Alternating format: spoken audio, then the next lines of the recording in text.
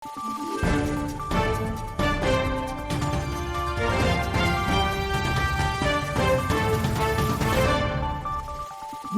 araw, Pilipinas! Ito ang Valiente News hatid sa inyo ng Office of the Vice President. Sa loob ng mahigit 2 taon, naging magkatuwang ang OVP at Mindanao Doctors and Cancer Center sa paghahatid ng tulong medikal sa mga taga-BARM sa ilalim ng OVP Medical Assistance Program.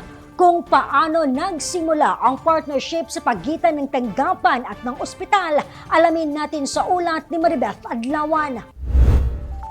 Malaki po talagang tulong yung kanyang naging ginawa sa OVP dahil lahat po available po, pwede pong pumunta at mag-seek ng help.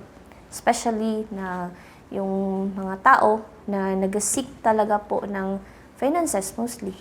Bilang hospital staff, batid ni Jessa ang hirap ng ating mga kababayan tuwing nagkakasakit, lalo't kung kapos sa pera. Karamihan sa mga pasyente, wala o di kaya'y kulang ang pambayad sa ospital. Kaya't ramdam ni Jessa ang kahalagahan ng Medical Assistance Program ng OVP para sa higit na mga nangangailangan. Kwento niya, 2022 nang naging magkatuwang ang OVP at ang Mindanao Doctors and Cancer Center na matatagpuan sa bayan ng Cabacan, North Cotabato sa Mindanao. Kasi po, in terms of finances, meron po silang hope na maka-refund pa sila, na especially po kasi ang OBP is magbibigay po ng guarantee letter. So, malaki po siya dahil instead na ibabayad po nila sa hospital, ibibili na lang po nila ng gamot. Saad ni Jessa, madali lamang ang proseso upang maka-avail noon sa Medical Assistance Program ng Office of the Vice President.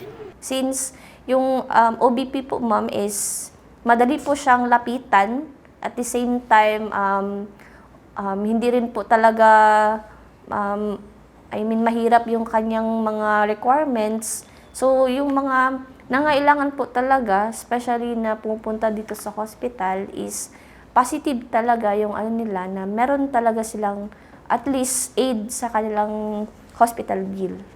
Natapos man ang partnership sa pagitan ng OVP at ng Mindanao Doctors and Cancer Center, mananatili pa ring bukas ang kanilang pintuan na muling makipagtulungan sa tanggapan.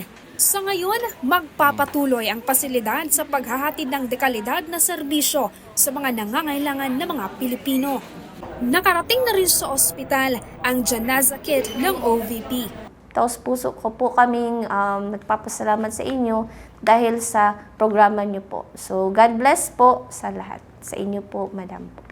Mula dito sa Cabacan, North Cotabato, ako si Maribeth Adlawan, lahat para sa Diyos, bayan at pamilyang Pilipino. Valiente News. Mga ospital sa BARM, umaasa na muling maibalik ang OVP Medical Assistance Program sa 10 satellite offices. Ang detalye, abangan sa susunod na episode.